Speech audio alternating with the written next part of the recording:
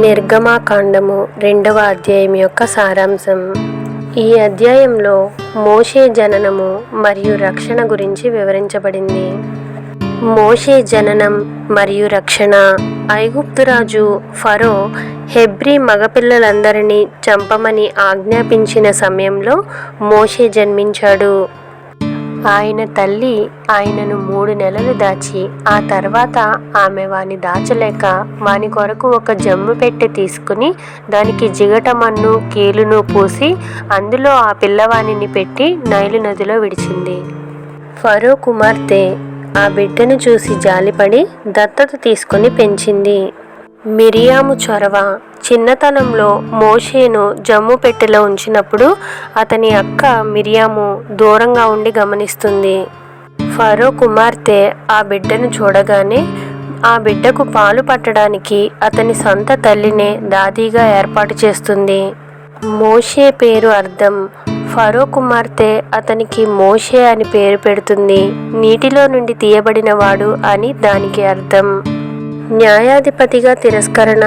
ఐగుప్తీయుడిని చంపిన మరుసటి రోజు 2 హెబ్రీయులు పోట్లాడుకుంటుంటే మోషే సరిచేయబోతాడు. కానీ వారు మాపై నిన్ను అధికారిగా న్యాయాధిపతిగా ఎవరు నిర్ణయించారు అని మోషే నాయకత్వాన్ని తిరస్కరిస్తారు. దేవుని సమయం. మోషే తన సొంత బలంతో ఇజ్రాయేలీయులను రక్షించాలని అనుకున్నప్పుడు విఫలమై పారిపోవలసి వస్తుంది. దేవుడు తన ప్రణాళిక కోసం ఆ సమయాన్ని ఉపయోగించుకున్నట్లుగా మనం చూడవచ్చు. ఐగుప్తు నుండి పారిపోవడం. మోషే పెద్దవాడయ్యాక ఒక హెబ్రీయుడిని కొడుతున్న ఐగుప్తీయుడిని మోషే చంపి ఫరోకు భయపడి మిద్యాను దేశానికి పారిపోతాడు. రగూయేలు ఆతిథ్యం.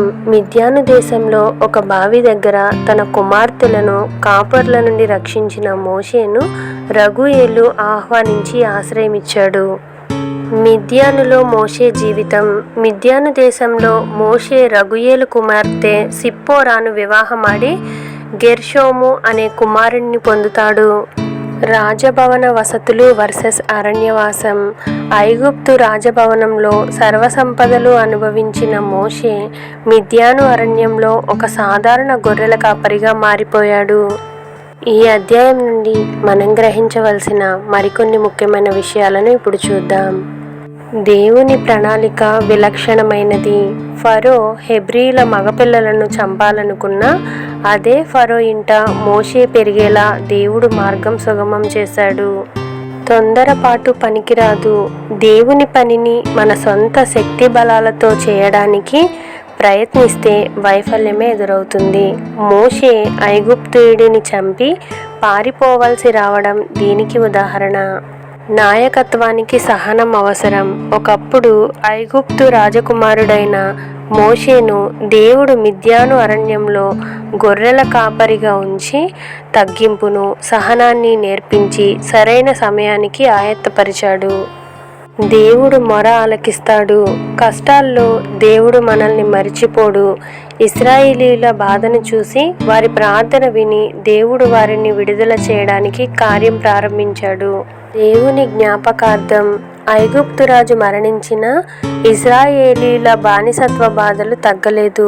వారు పెట్టిన మొరను దేవుడు ఆలకించి అబ్రహాము, ఇస్సాకు, యాకోబులతో తాను చేసుకున్న నిబంధనను జ్ఞాపకం చేసుకున్నాడు.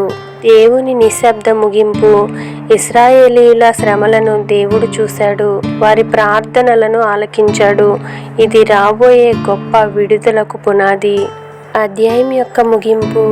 దేవుని ప్రణాళిక ప్రకారం మోషే పుట్టుక, రక్షణ, మిద్యానుకు పారిపోవడం మరియు బానిసత్వంలో ఉన్న ఇశ్రాయేలీయుల మొరను దేవుడు ఆలకించడం ఈ అధ్యాయపు ముఖ్య సారాంశం.